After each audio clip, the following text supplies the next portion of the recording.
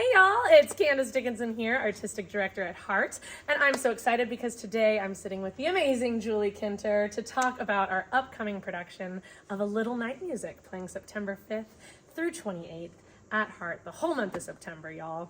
We just decided to throw on something a little casual to get into the spirit today. Julie, let's talk about this show. I'm so excited. Well, me too. It's finally happening. I know, right? So we always like to start this with kind of how it got in the 2025 season, which is kind of a funny story. This was the last one that we figured out for 2025. Yep. I had pretty much all my other shows in their spot, and we were sitting in the office when Julie was still our operations manager, and we were in the office together. And I'm retired. And we were talking about it, and I think you brought it up, didn't you? Yeah, I just remember seeing it. Well, so HART did it in 1997, but I wasn't quite here yet, and it just looked like such a beautiful show from the pictures I'd seen. So I thought maybe that would be a great one to bring back. And honestly, I think the moment you said it, I was just like, wait, like that's perfect. It's more on that classical side, which is what I wanted for it. It has just a different feel than the other two musicals, Next to Normal and Anything Goes. And Lizzie, this really fills that need. And it centers around a woman, Desiree Armfeldt. She's, the lead of the show, and she's kind of, if she wasn't there, none of the action would happen in the show. So it just seemed perfect. And then I pressured Julie into directing it, because I've been telling her she needs to direct a musical for a while, because she's directed a ton here, but you've only done plays ever. Because it takes, to direct a musical, well, it takes a passion for it, but it also just takes someone who's really organized and good at communication. I feel like those are two, you kind of have to have those things if you want to direct a musical, and you're really good at both of those. So I've been pushing her to direct a musical, and I was like, and you love this era, and wouldn't it be nice if you were the director of that show? Okay. Exactly. So we'll get all into what it was like directing your first musical. Tell them though what else they have seen you direct here. I mean, the list is quite long. Oh gosh, where to start? I mean, I think I started way back, and Sylvia was one of the first things I ever did, and I think that was 2005. Which we have to remount at some point too. Yeah, that's a great show. But more recently, The Diary of Anne Frank, Steel Magnolias, The Mousetrap. And I do a lot of studio shows. That's my favorite. Yeah, you just did Women in War, the studio season, actually, too, which was a remount as well. Yeah. Yay! Well, so let's talk about the show. Give us a little bit about what's it about, the synopsis, if you will. So we're in 1900s Sweden, and the sun never sets, as they say up there in the summertime. They have about an 18-hour day, so it just kind of sits on the horizon. So you have this, what they call perpetual twilight. And so, and Sondheim wrote this based on an Ingmar Bergman film, and got all these kind of concepts and threw them in here. But so it's about a woman who had loved a man, had a daughter, but their lives went separate ways, and lo and behold, life happens and they meet up again, and all the current things in their lives kind of come to a head, because there's all these twists and things and other affairs and relationships that are happening at the time. He is married to someone else, she's seeing someone else, and that man's also married. And there's a lot of entanglements, and then all of those people, including her daughter and her mother, are all in one house for one weekend. Yes. And lots of transformations happen because of the perpetual twilight. And both Madame Armfeldt kind of lets you know who's the mother of this woman. Oh, which is Janet Oliver. She's fantastic in the role. She's so good. Yeah. And she kind of sets the tone of the different loves that can happen in our lives, from the immature to the mature to the whatever.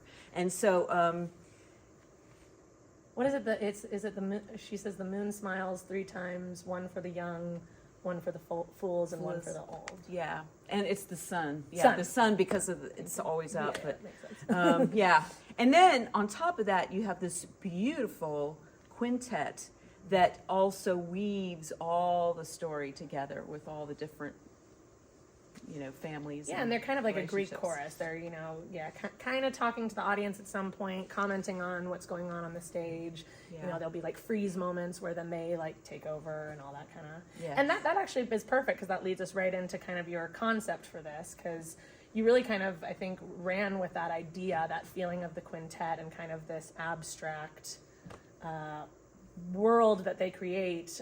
So talk more on that and how that affects your visual concept. Yeah, I just didn't want to fill in all the blanks for you. I wanted the audience to see it almost like when you're reading a book and you have to create that image in your mind of what their house looked like or what their scenery was, where they are, what they looked like. Obviously, you get to see what they look like, but keeping everything abstract so that you focus on the actors themselves or the characters themselves, actually. And that Greek chorus helps do that because they also take you back in time a lot. They take them to, like, there's a song where they're always like, remember? And they're taking Desiree and Frederick, who are the two main characters, back to when they were in love before life took them in different directions. Yeah, so I think it's going to be really beautiful. We're doing most of the definition with like lighting, obviously still set pieces, but yeah, keeping it simple and just letting the music soar for it because it's just so beautiful. Yes, the music is very beautiful, very difficult vocally for everyone. It's really. I mean, Sondheim's no joke. And this particular song, musical is no joke. This is one actually of Sondheim's that a lot of opera houses produce, and it's not necessarily like operatic, but I think just because of how difficult it is and just the beauty of the music, the complexity of the music is why a lot of opera houses produce this show as well. And speaking of, we have two really three, four, at least three, if not more. A really accomplished opera performers that are in this cast, which is really amazing too. So that actually is. God, I'm just killing it on the segues today. Really, just right into the challenges of this show. So talk about what have been some challenges you've had to overcome. Well, for me, it's just being kind of an amateur at doing musicals. So, because with a play process, you really get to see everything unfold from week to week. Whereas with a musical, you're doing everything by pieces. So you're working on the music, you're working on the choreography, then you're working on the character work, and you don't get to see it all come together till the final week or two of rehearsals. So I was getting a bit nervous because I was like, I haven't seen it. Is this working? Is all my ideas going to come together? Yeah. But I was just so thrilled that this cast is phenomenal. Absolutely. They've been working together so well and so hard. So the first week, which was just this past week, that I got to actually see it all flow, I was like, yes. Yes, I remember a few conversations we've had over the past weeks of like, don't worry, like, I promise it'll come together, and then you're just going to see huge leap, and trust the process, and it does. It always comes together. Yeah, and it has. The leaps have been happening all just from Monday through Thursday. I was like, wow. Yeah, definitely. Well, and then the other challenge that has kind of been not just for you guys, but for the theater here is this is the first time we're hosting an orchestra in our pit since I think 2018. Yeah. We've had some live music and shows, but they've been very small bands and they've been on the stage, like, Trailer Park last year, Good Old Girls when we had the band on the stage. But this is, so we've been, and since 2018, we've gotten a whole new sound system. So this is also the first time, plugging them into the new sound system and getting new monitors for them to be able to see the stage. And Julie's been doing so much cleaning, which I'm so thankful for. But yeah, that's been a lot. And I know they were here on Thursday, and It was crazy because they had all there's a few times we have subs throughout the show, so all the subs were there too, and it was Packed down there. packed. It was great. It was exciting though, and they're excited, I know. And Yeah. it's awesome. And Ann Reimer is our music director, and if you've been with us over the decades, you know her, and you know her. Yeah, recently she's music directed Cinderella and Little Women, I think. Yeah. Yeah. But she's done many more before that, and been on fantastic. stage too. a lot, Yeah, too. gorgeous voice. Yeah. Well, great. Well, what about some of your favorite parts, either of the process or in the show?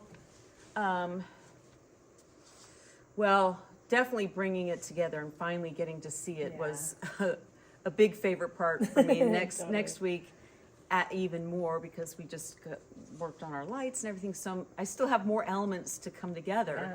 So We still have to add the projections in, which is going to totally shape the show too. Which is pretty exciting. So seeing the picture come together is so wonderful. But as with plays, my favorite part is always trying to work with the actors to bring their characters out, and so this is no different, really. Yeah. It's such a fun part, and you're so good at that too. So Thanks. Well, if we haven't sold it enough, tell them why should they come see HART's production of A Little Night Music.